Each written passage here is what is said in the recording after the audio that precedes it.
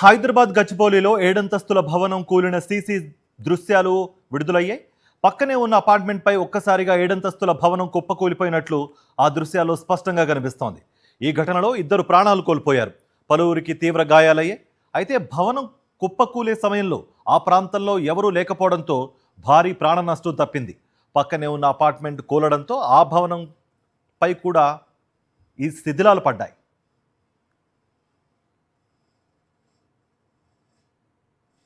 గచ్చిబౌలిలోని అంజయ్ నగర్లో కూలిన బిల్డింగ్కు ఎలాంటి పర్మిషన్లు లేవని తెలుస్తోంది. కేవలం 48 గజాల్లో 7 అంతస్తుల భవనం కడుతున్నాడు యజమాని సాదిక్ ఖాన్. ఏకంగా నాలాకు ఆనుకుని బిల్డింగ్ నిర్మాణం చేస్తున్నాడు. ఓ బిల్డర్కు నిర్మాణ కాంట్రాక్ట్ కూడా ఇచ్చాడు owner Sadiq Khan. Local town planning అధికారులను మేనేజ్ చేస్తూ ఇల్లీగల్గా ఆ భవన నిర్మాణం చేపట్టాడు. గత ఏడాది ఇదే ప్రాంతంలో ఇలాగే ఇల్లీగల్గా నిర్మించిన 5 అంతస్తుల భవనం కుప్పకూలిపోయింది. అప్పట్లో హడావిడి చేసిన అధికారులు కొన్ని రోజుల పాటు ఇల్లీగల్ నిర్మాణాలను ఆపివేశారు. ఆ తర్వాత తిరిగి వరుసగా అక్రమ నిర్మాణాలను కొనసాగిస్తున్నారు. లోకల్ టౌన్ ప్లానింగ్ అధికారులను మేనేజ్ చేస్తూ అక్రమ నిర్మాణాలు యథేచ్ఛగా సాగిపోతున్నాయి. 50 గజాల్లోనే 6 నుంచి 7 అంతస్తులు గడుతూ ప్రైవేట్ హాస్టల్స్ నిర్వహిస్తున్నారు యజమానులు. గచ్చిబౌలిలో జరిగిన ఘటనతో ఇలాంటి నిర్మాణాలపై హైడ్రా ఫోకస్ పెట్టింది. ఈ ఘటనపై స్పందించిన హైడ్రా కమిషనర్ రంగనాథ్ కీలక వ్యాఖ్యలు చేశారు. ముఖ్యంగా 50 గజాల స్థలంలో భారీ ఇళ్లను, భవనాలను నిర్మించే వ్యవహారాలపై యాక్షన్ తీసుకుంటామని స్పష్టం చేశారు.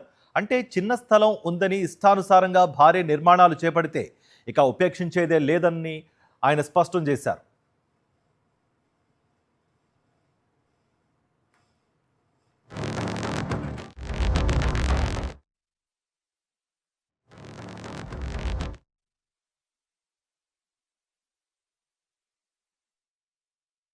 ఇప్పుడు చేస్తారు వాళ్ళు, కార్పొరేషన్ వాళ్ళు ఐడెంటిఫై చేస్తున్నారు. దాదాపు ఒక 10 బిల్డింగ్స్ అయితే మనకు కనబడ్డాయి. ఇవన్నీ కూడా దాదాపు 8-9 అంతస్తులు బిల్డింగ్స్ ఉన్నాయి, 50 గజాల్లో కట్టినాయి. సో 8-9 బిల్డింగ్స్ అయితే ఇక్కడే కనబడుతున్నాయి.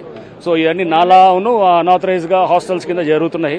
ఆ బిల్డింగ్స్ కూడా దాంట్లో 3-4 బిల్డింగ్స్ అయితే యాజ్ ఇట్ ఈస్ డ్యామేజ్ అయి ఉన్నాయి. అంటే స్ట్రక్చరల్ గా దాని మీద పట్టడంతో ఆ బిల్డింగ్ ఎప్పుడైనా కొలాప్స్ అయ్యేటట్టు ఉంది. కాబట్టి ఇక్కడ అందరి డిపార్ట్మెంట్ సమన్వయంతో మేము వర్క్ చేస్తున్నాం. ఆథరైజ్ ఏం చేయాలి, అదే వీళ్ళు ఒక్కటే, వీళ్ళు ఇటు పక్కన వాళ్ళు ఆథరైజ్, అంటే ఈ వైట్ ఫీల్డ్ ఏరియాలో ఆథరైజ్ ఉన్నాయి, వాళ్ళేమి టచ్ చేయరు.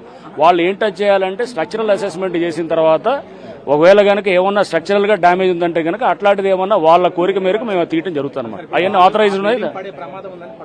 అవును, వాళ్ళు ఉన్నాయి. అది కూడా చెప్పాము, వాళ్ళని ఖాళీ చేయమని చెప్పాము. ఆ పోర్షన్ సి బ్లాక్ పోర్షన్ ఖాళీ చేసి వాళ్ళందరూ సేఫ్ బ్లాక్ వైపు మూవ్ అవుతారు.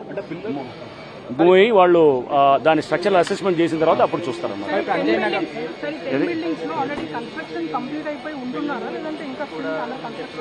లేలే, ఆ 10 బిల్డింగ్స్ లో కన్స్ట్రక్షన్ అయిపోయి 7 అంతస్తులు 8 అంతస్తులు ఉండి కొన్ని దాంట్లో 4-5 బిల్డింగ్లు డ్యామేజ్ అయ్యి తక్కినవి కూడా హాస్టల్స్ అన్ని వచ్చి ఇవన్నీ నాలా బఫర్ జోన్ లో ఉండి ఇవన్నీ అన్ఆథరైజ్డ్ 50 గజాల్లో 8 అంతస్తులు 7 అంతస్తులు కట్టి ఉన్నాయన్నమాట.